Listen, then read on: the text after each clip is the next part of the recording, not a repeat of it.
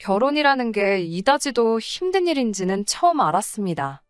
정말 결혼에 관련된 모든 준비를 다 끝내놓고 결혼식 날짜만 기다리고 있던 상황이었어요. 저도 조만간 따뜻한 5월에 행복한 신부가 되는 줄 알았지요.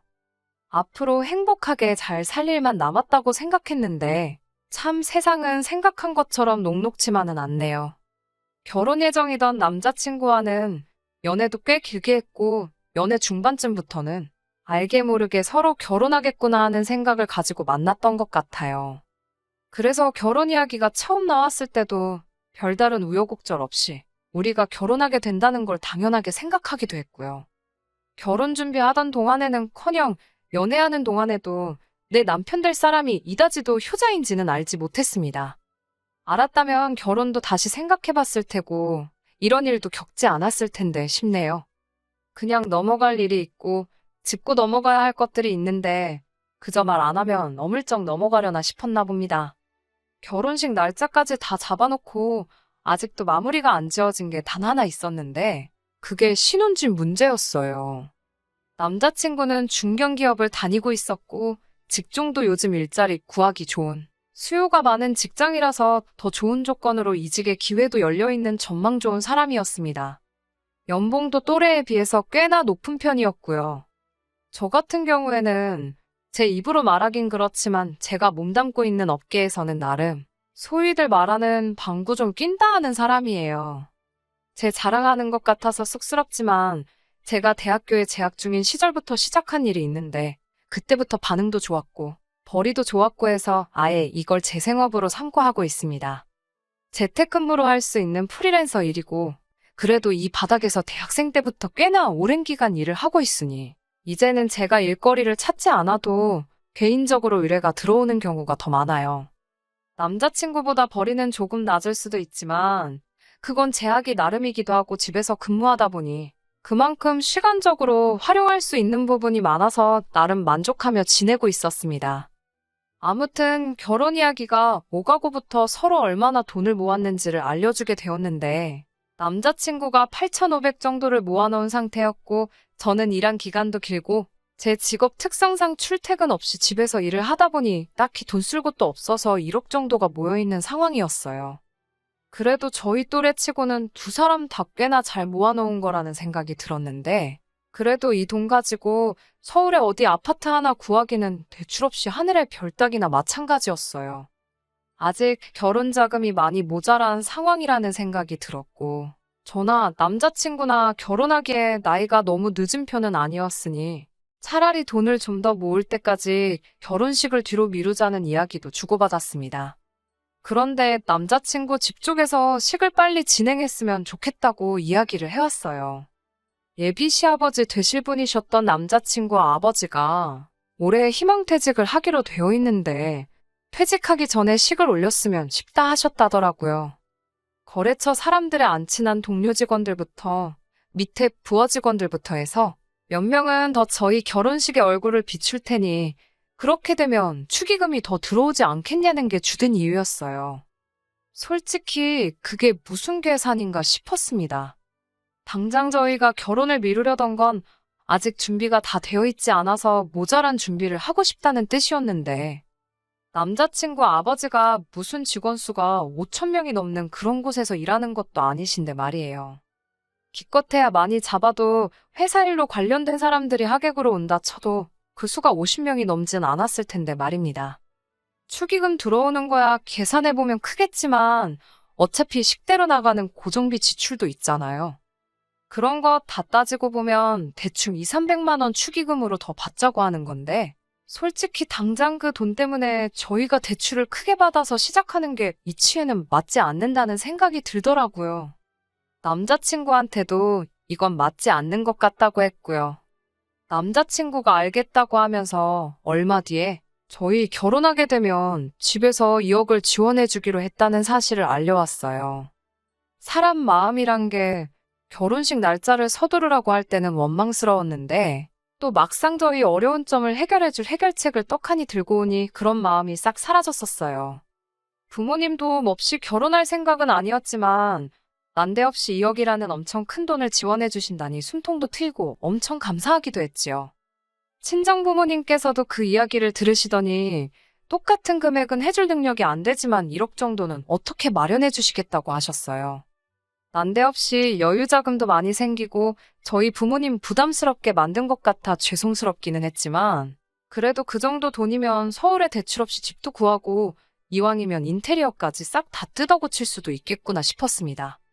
여유 자금이 생기니 강남 쪽이나 요즘 뜨는 지역의 신축 아파트에 들어가고 싶은 욕심도 생겼는데 그 정도의 돈이 생겼음에도 불구하고 저희가 가지고 있는 돈 이상을 대출로 더 받아야 하는 상황이었기에 이리저리 알아보다가 욕심부리지 말고 형편에 맞는 집을 구하기로 했습니다. 공부도 이만큼은 안 해봤다 싶을 정도로 열심히 발품손품 팔면서 알아봤어요. 그러다가 하나 마음에 드는 아파트를 찾게 되었어요. 주변에 마트라든지 인프라가 너무 잘 되어 있었어요. 단 하나 단점이 있다면 지하철역에서 거리가 좀 되는 위치기는 했는데 그 부분은 딱히 신경 쓸 바는 아니었습니다. 남자친구가 다니는 회사에서 가깝고 어차피 자차를 사용해서 출퇴근을 하니 딱히 대중교통이 중요해 보이지는 않았어요. 어쩌다 한번 이용하게 될 대중교통 때문에 그 집을 포기하기는 너무 아쉬운 지경이었습니다. 특히나 집에서 일하는 저에게는 서울 도심에서 전망도 좋고 일에 지친 제가 주변에 도보로 잠깐 머리 좀 식힐 수 있게 들어선 주변 환경은 무엇과도 비교할 수 없었거든요. 비교적 신축이기도 해서 딱히 많이 손볼 것도 없고 거기에 역세권도 아니다 보니 돈도 어느 정도 절약이 되겠더라고요. 저희가 가지고 있는 돈에서 혼수며 자동차에 집 고치는 비용까지 딱 끝내고도 조금 남을 정도로 말이지요. 그래서 남자친구와는 그 집으로 신혼집을 정하는 쪽으로 이야기를 끝내가고 있었습니다. 그런데 얼마 전 남자친구가 그 집은 아무래도 안 되겠다고 다른 집으로 알아보자는 말을 듣게 되었습니다. 여태까지 서로 의견 공유하면서 집도 어떻게 꾸며놓을지 정하고 있던 사람이 하루아침에 난데없이 그 집은 아니라고 하면서 다른 집을 알아보자니 어이가 없었어요. 이유나 들어보자고 물어봤더니 대중교통이 불편해서 안 좋을 것 같다고 하는 겁니다. 차 끌고 다니는 사람이 무슨 대중교통이냐 되물었더니 그것도 그거지만 일단 방이 2개밖에 안 돼서 싫다고 하더라고요. 방이 2개이긴 하지만 2방이 전부 엄청 넓게 뽑힌 집이거든요. 나머지 방 하나는 전망도 좋고 해서 집에서 일하는 제가 사무실 겸용 서재 같은 느낌도 해서 어차피 남자친구가 퇴근하고 오면 저도 아무리 재택근무라지만 일을 붙들고 있을 생각이 없으니 그 방에서 같이 여가도 즐기고 하기로 이야기가 되어 있었거든요. 침실이야 어차피 잠만 자는 곳이고 거기에 붙박이장 설치하고 화장대 놓고 해서 쓸 계획이었어요. 본인도 그렇게 하는 게 더 좋겠다고 동의했었고 말입니다. 그런데 대중교통 이야기랑 똑같이 이제 와서 그게 그 집을 사면 안 되는 이유라고 하면서 반대를 하고 나서니 저는 조금 어이가 없었지요. 그런데 그제서야 한다는 말이 방이 2개짜리 집은 너무 불편할 것 같다고 하면서 생각해보라고 앞으로 우리 사이에 아이도 태어나고 하면 어차피 나중에 또 이사를 가야 할 것이다. 뭐 그런 말을 하더라고요. 탁 트인 전망이며 모든 게 마음에 드는 집이었지만 남자친구 말도 일리가 있어서 아쉽지만 다른 집을 알아보기로 했어요. 그런데 방 2개짜리 집이 마음에 안 든다는 게 남자친구의 의견이 아니고 남자친구 부모님의 뜻이었다는 걸 알게 되었습니다. 이리저리 백방으로 알아보다가 조금 지은지된 아파트기는 하지만 평수도 넓고 방도 3개짜리에 적당히 괜찮은 매물을 발견하게 되었어요. 한 가지 문제가 있다면 역시 대중교통편이 살짝 애매하다는 것이었는데 사실 이 부분은 크게 상관할 부분이 아니었습니다. 그런데 이번에도 남자친구가 대중교통을 문제로 걸고 넘어지니 그때부터는 저도 남자친구한테 다른 이유가 있어서 대중교통에 저렇게 집착을 하고 있다는 생각이 들더라고요. 그래서 단도직입적으로 대체 차 끌고 다니면서 대중교통에 그렇게 집착을 하느냐고 대놓고 물어봤어요. 남자친구는 머뭇거리더니 대답을 하지 못하더라고요. 연애하면서도 몇 번 봐서 알고 있었어요. 자기가 불리한 상황이거나 뭔가 숨기는 게 있을 때 꼭 저런 식으로 나왔었거든요. 숨기는 게 있구나 싶어서 계속 추궁하니 결국엔 그렇게 나온 진짜 이유에 대해서 털어놓더군요. 자기는 차를 타고 다니니까 대중교통은 딱히 필요가 없지만 다른 사람들이 불편할 거라고 애매하게 돌려서 말을 하더라고요. 이 집에 나 말고 또 누가 불편할 만한 다른 사람들이냐고. 나는 어차피 집에서 일하기에 대중교통이 크게 필요가 없고 오히려 주변에 도보로 상가가 조성되어 있는 곳이 좋다고 한 거 기억 안 나냐고 했지요.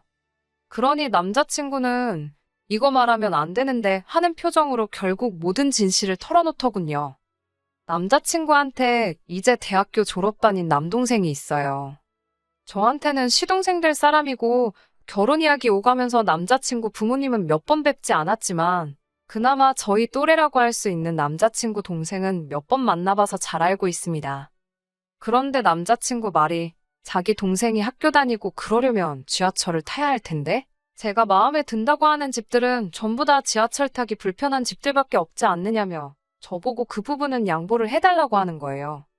그 말을 듣는 순간 어이가 없어서 입이 다물어지지 않더라고요.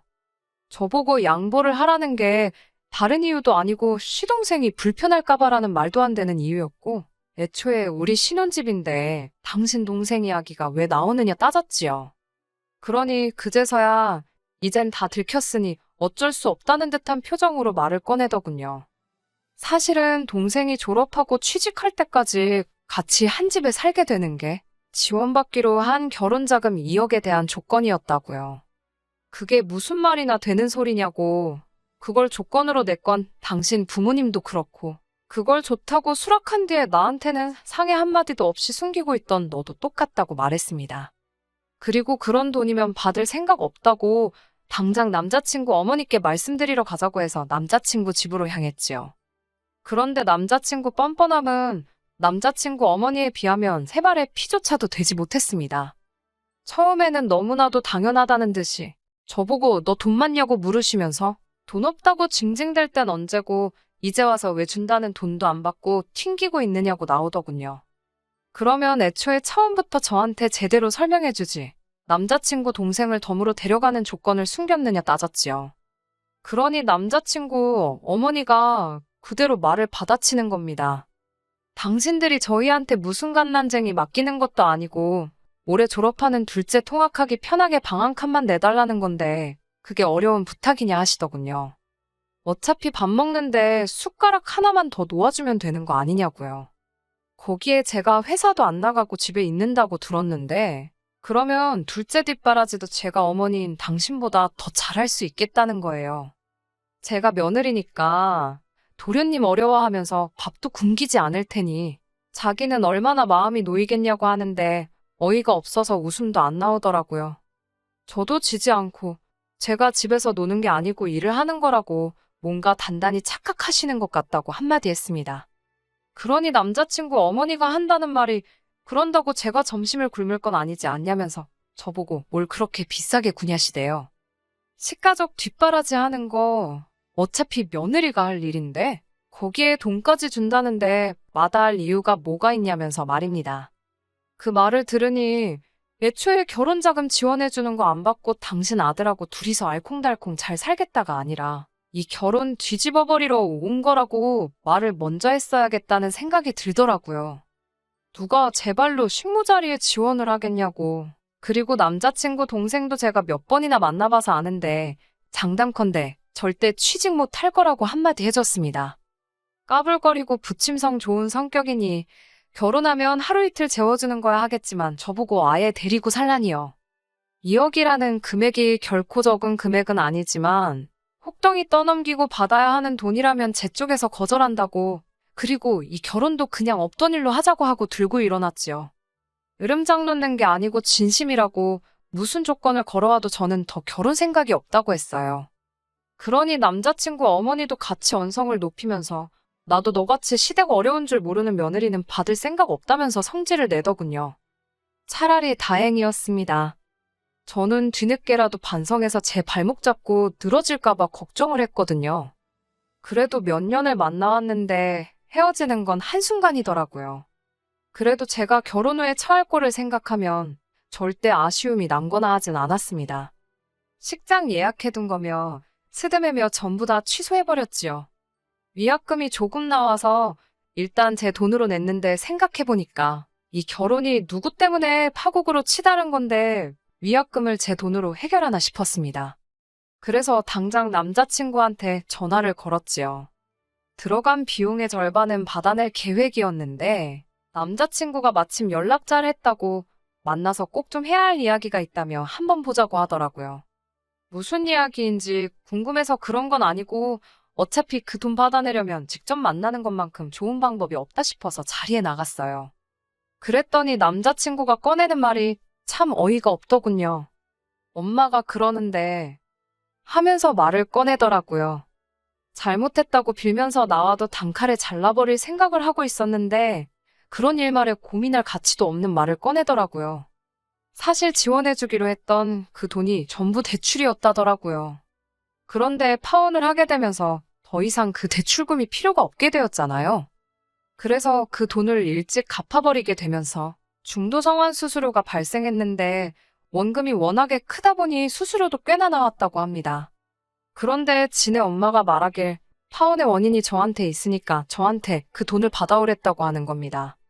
저를 보자고 한 게 저한테 사과하려던 것도 아니었고 뭣도 아니었고 끝까지 구질구질한 모습 보여주러 나온 거였던 거예요. 일말에 기대조차 없었지만 이딴 사람들한테 제 돈을 찾으러 온 제가 다 바보 같더라고요. 정말 드라마에서나 보던 거였는데 저도 모르게 제 손이 마시고 있던 커피잔으로 향했고 남자친구 얼굴로 철썩 끼얹어 버렸습니다. 그때를 생각하면 아직도 가슴이 콩닥콩닥 벌벌 떨리네요. 남자친구한테 내가 마시던 게 아이스 커피라서 다행인 줄 알라고 했어요. 뜨거운 커피였어도 똑같이 부어버렸을 거라고요. 잘 생각해보라고. 파혼이 과연 나 때문인지, 너를 포함한 이기적이고 염치 없는 니네 가족들 때문인지요. 애초에 대출받아서 주는 거였으면 올해 희망퇴직하는 너네 아버지가 그 대출을 어떻게 갚았겠냐고. 안 봐도 네가 갚게 될 돈이었다는 게 뻔한 거 아니냐고 했지요. 그 말을 들으니 남자친구도 뭔가 깨달았는지 엄청 복잡해 보이는 표정을 하고 아무 말도 못하고 있더군요. 정신 차리라고. 효자인 척 하기 전에 네가 부모님한테 이용당하고 있다는 것도 좀 깨달으라고 했습니다. 동생 뒷바라지 해주고 인심 써주는 듯 돈도 척척 내주지만 결국엔 그 빚은 다 너가 갚게 될 거 아니겠냐고요. 어차피 나랑은 두 번 다시 볼 사이가 아니지만 그간 만나온 시간과 정이 있으니 충고 한마디만 해주겠다고 했어요. 너네 가족 끊어내지 않으면 앞으로 미래는 없을 거라고요. 그 잘난 네 가족애랑 효심 때문에 너는 평생 나를 놓치게 된 걸 후회하게 될 거라고 말해주고 자리에서 일어났습니다. 그리고 결혼식 관련해서 들어간 위약금에 대해서는 정확하게 절반 저한테 보내주지 않으면 그 돈보다 더 큰 비용이 드는 한이 있더라도 법대로 처리할 거라고 했습니다. 같이 예약했으니 구상권을 청구할 수 있다고. 그러니 어디 내뺄 생각 하지 말고 3일 시간 줄 테니까 그 돈부터 보내라고 하고 자리에서 나왔습니다. 이렇게 파혼한 지금에는 가끔씩 후회가 들 때도 있어요. 오래 만난 남자친구와 헤어지게 되어서 결혼 목전까지 가서 뒤집어 엎게 되어서 후회가 드는 게 아닙니다. 제가 아무래도 일찍부터 일을 시작했고 그 일이 회사에 나가 사회생활 하면서 하는 게 아니라 집에서 하는 일이다 보니 사회생활 경험이 너무 부족해 사람 보는 눈이 없었던 부분에 대해서요. 혼자서 일하는 것도 잘 벌리긴 하지만 저도 저대로 진짜 사회를 경험해보기 위해서 요즘은 제가 다닐 수 있는 회사를 알아보고 있어요. 파혼은 파혼대로 하게 되었지만 그 부분은 후회가 남지 않습니다. 오히려 내 돈 내고 부모님 없는 돈까지 끌어와서 시댁 식구들 뒷바라지 해주는 신무살이를 하러 제 발로 들어갈 뻔한 걸 말았으니 말이에요. 당장은 다른 사람을 만나보고 싶은 생각도 들겠지만 좀 더 사회생활 하며 직접 경험해보고 사람 보는 눈도 좀 키워간 뒤에 다음을 생각해봐야 할 것 같습니다. 끝까지 들어주셔서 감사합니다. 오늘의 사연은 여기까지입니다. 구독과 좋아요, 알람 설정 부탁드리고 더 좋은 사연으로 다시 찾아뵙겠습니다. 감사합니다.